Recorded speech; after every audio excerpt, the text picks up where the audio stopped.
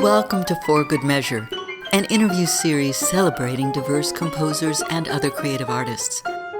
I'm Nanette McGuinness, Artistic Executive Director of Ensemble for these times. In this week's episode, we continue our Da Capo Conversations, a mini-series where we'll be giving familiar segments a topical twist. Today we revisit Dawn Norfleet's and Juhi Bansal's perspectives on their advocacy work. Here's what Dawn Norfleet had to say.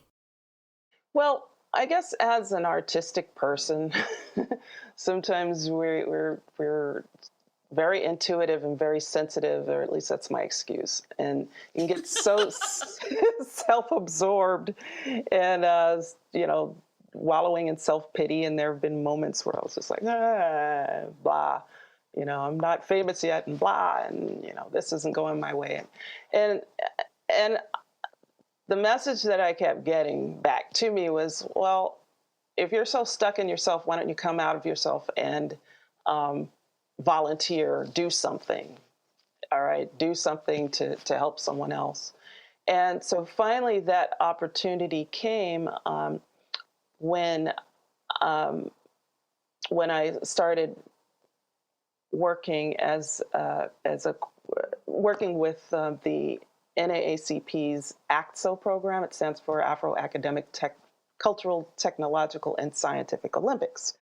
And it's actually a program that started in the 1970s. And it was created to give high school students, African American specifically, but not exclusively, a chance to excel and be mentored and to network with others. And I started doing that in, maybe 2009. Mm-hmm. And I'm still doing it. There have been times where I said, okay, I'm just so busy, I can't do it. And then I keep doing it. So right, you make room because it's important to you. I make room, and the students, they give me life. They give me, inspiration, and I learn from them. I always learn from them, and I'm in touch with a lot of these students still. I was working at a middle school directing music programs, and some of those people are now in their late 20s.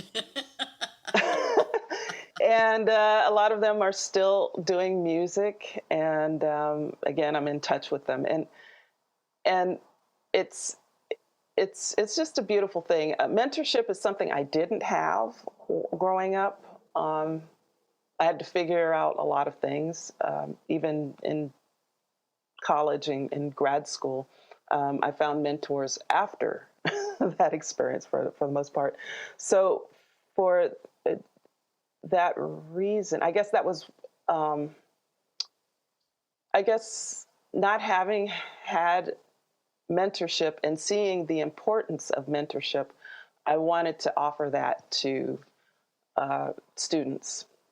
And so I do see myself as a mentor, and I think it is very, very important. Here's what Juhi Bansal had to say. In a very, very broad sense, the issues to do with women and girls and getting an education are things that have always been really important to me. For the obvious reasons, I think we should all be caring about it, frankly.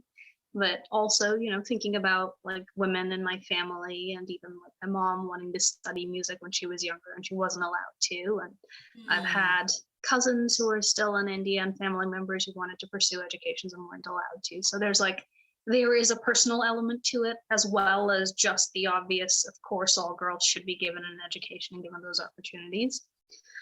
So one of the volunteer projects I did, this was a few years ago, there's a group They've recently changed their name, which is why I'm hesitating. They used to be called the Bangladesh Girls Surf Club. Then it became the Bangladesh Girls and Boys Surf Club. And I think just in the last couple of months, they've actually been adopted under a larger umbrella group as well. But this was a group I got to know about through some volunteering I was doing here locally in Southern California. And, it's this fascinating story about this group of girls in Cox's Bazar in Bangladesh, which is one of the poorest parts of Bangladesh, which is already obviously such a poverty-stricken country. And this group of young girls, basically, they saw a lifeguard surfing on the beach one day, and they asked him to teach them how to surf. And what I loved about their story, and what I loved about kind of volunteering with the group afterwards, was that they built what started as just teaching the girls to surf, turned into a school for the girls, so that they were, given an education. And many of them had until that point never gone to school. Often the girls in that community are married away at like 11 or 12 years old to much older men. The club, because of donations, because of fundraising, because they were able to give food bags and aid to the families, kind of then enabled also the girls who were not married away that early. They actually had kind of bought them literally the years to be able to go to school and be able to learn and be able to graduate.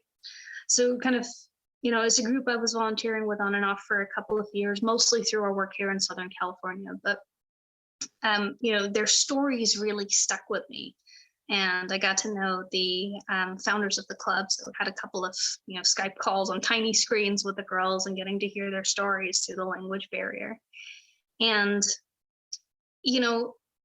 I think that's led to a couple of things. One is just in a very broad sense, wanting to push in every way possible for girls to have a voice. That's girls as composers. That's girls to have an education. Like in any way that we can talk about that and make that possible, I think I want to be doing that. More kind of, I suppose, more specifically to your answer about how that's inspired my work as well, outside of speaking about it, and outside of kind of trying to fundraise for it. We also did a musical project, I want to say last year, for the Prototype Festival. That was also a digital short about that same story, about the girls and about their experience and about, fighting to be able to make choices and get an education. Thank you for listening to For Good Measures to Capo Conversations, and a special thank you to our guests for joining us today.